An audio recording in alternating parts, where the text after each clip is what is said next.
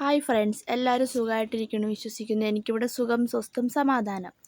അപ്പം ഞങ്ങൾ കുടുംബമെല്ലാമായിട്ട് ഞങ്ങളുടെ വീടിനടുത്ത് തന്നെ അന്നപൂർണേശ്വരിയുടെ അമ്പലത്തിൽ ഉത്സവത്തിന് പോവാണ്. ഒരു കുഞ്ഞ് അമ്പലമാണ്, ഞങ്ങളുടെ നാട്ടിൻപുറത്തുള്ളൊരു ചെറിയ അമ്പലമാണ്. അതിൻ്റേതായ ആളുകുറവും ബഹളം കുറവും എല്ലാ അമ്പലത്തിലുണ്ടായിരുന്നു. പക്ഷേ എൻ്റെ വീടിന് തൊട്ടടുത്തുള്ളൊരു അമ്പലമായതുകൊണ്ട് എനിക്ക് അത്ര ഇഷ്ടമുള്ളൊരു സ്ഥലമാണത്. അപ്പോൾ ഞങ്ങൾ എല്ലാവരും കൂടെ കൂടി പോവുക. അപ്പോൾ ചെന്നപ്പോൾ ആരും ഉണ്ടായിരുന്നില്ല കേട്ടോ, താഴെയൊന്നും. പക്ഷെ മുകളിൽ തൊഴാൻ വന്നിരിക്കുന്ന കുറച്ച് പേരുണ്ടായിരുന്നു. പിന്നെ ഇപ്രാവശ്യം നല്ല ഭംഗിയായിട്ട് ലൈറ്റ്, സൗണ്ട്, ചെണ്ടമേളം, കാവടി, പിന്നെ എന്നതാ നമ്മുടെ താലപ്പൊലി എല്ലാം ഉണ്ടായിരുന്നേ. അപ്പം ഞാൻ, ഹസ്ബൻഡ് വിഷ്ണു, മോള്, ഞങ്ങളുടെ 2 പേരുടെ അമ്മമാർ എല്ലാവരെയും കൂട്ടിയാണ് പോയത്. അപ്പോൾ ചെന്നു, ഞങ്ങൾ അമ്പലത്തിൽ കയറി തൊഴുതു. കുറച്ച് നേരം കഴിഞ്ഞപ്പോഴത്തേക്കും നിവേദ്യത്തിന് സമയമായെന്ന് പറഞ്ഞ് നമ്മളെല്ലാം അമ്പലത്തിന് മുറ്റത്തേക്ക് ഇറക്കി നിർത്തി കേട്ടോ.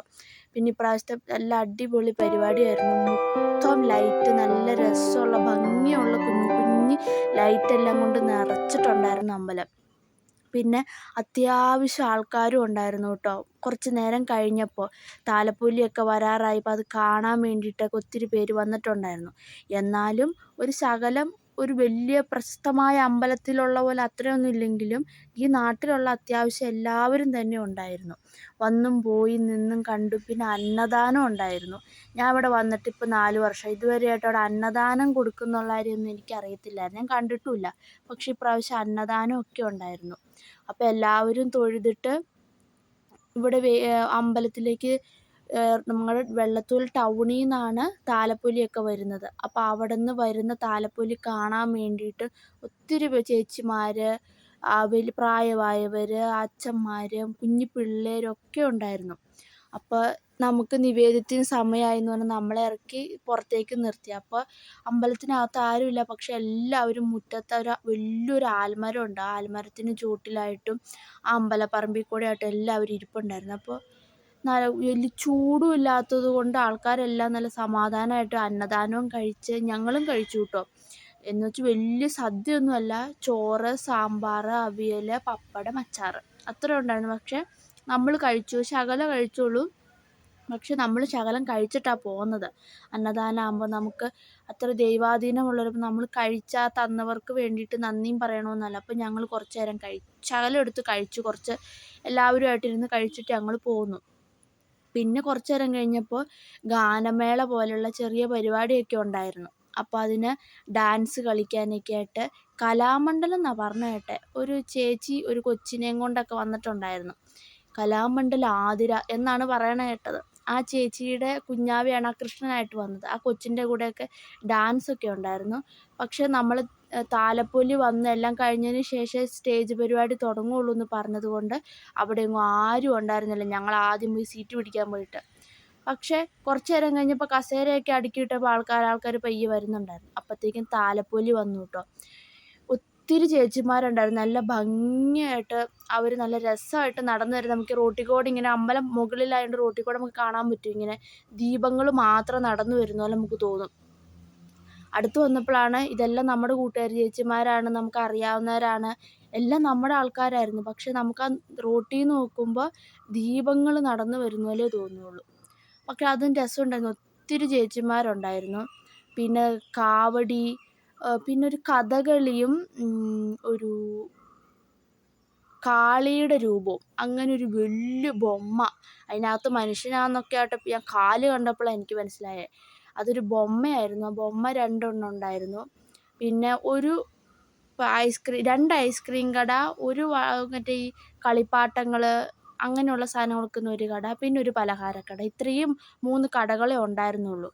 പക്ഷേ ഒത്തിരി ആൾക്കാരുണ്ടായിരുന്നു. നമുക്ക് കാണാൻ, നമുക്ക് പരിചയം ഉള്ളവരും എന്നാൽ നാട്ടിൽ നമ്മൾ കണ്ടിട്ടുള്ളവരും മാത്രം, നമ്മൾ കൂട്ടുകൂടുന്നിട്ടില്ല, പക്ഷെ നമ്മൾ കണ്ടിട്ടുള്ളവർ, അങ്ങനെ ഒത്തിരി പേരുണ്ടായിരുന്നു. താലപ്പൊലി എടുത്തവരുണ്ട്, അമ്പലത്തിൽ തൊഴാൻ വന്നവരുണ്ട്, അങ്ങനെ ഒത്തിരി പേരെ നമ്മൾ കണ്ടു. പിന്നെ ഇതാണ് ഞാൻ പറഞ്ഞ കഥകളിയുടെ രൂപം. അത് നല്ല രസമുണ്ടായിരുന്നു കേട്ടോ.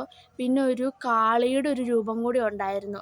അത് വീഡിയോയിൽ എവിടെയോ കാണാം. അതുണ്ട്, ദേ നിങ്ങൾ പുറകിൽ കാണുന്നുണ്ട്, അതാണ് കാളിയുടെ രൂപം.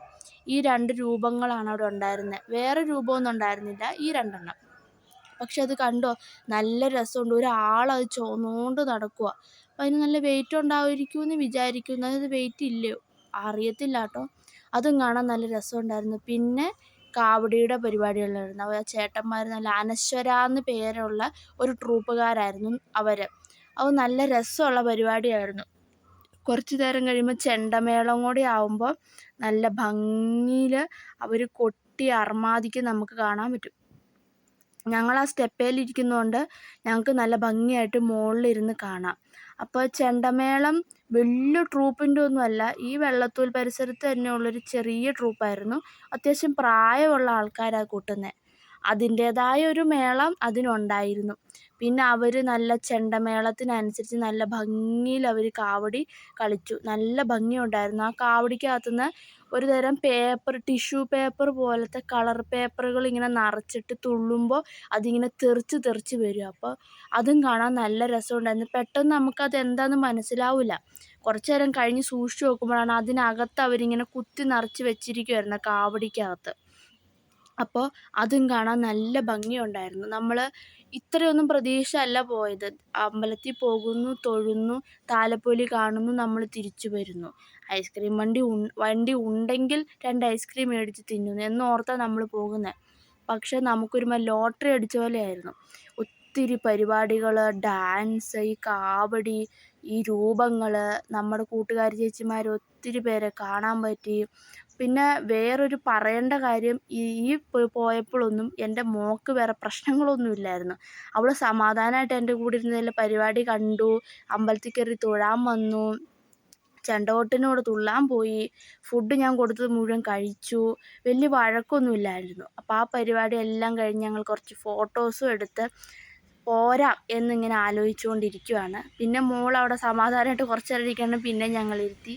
അങ്ങനെ എല്ലാവരും അമ്പലത്തിൽ പോയി തൊഴുതു, ഉത്സവം അടിച്ചു പൊളിച്ചിട്ട് പോന്നു. അപ്പോൾ എൻ്റെ വീഡിയോ കണ്ട എല്ലാവർക്കും നന്ദി.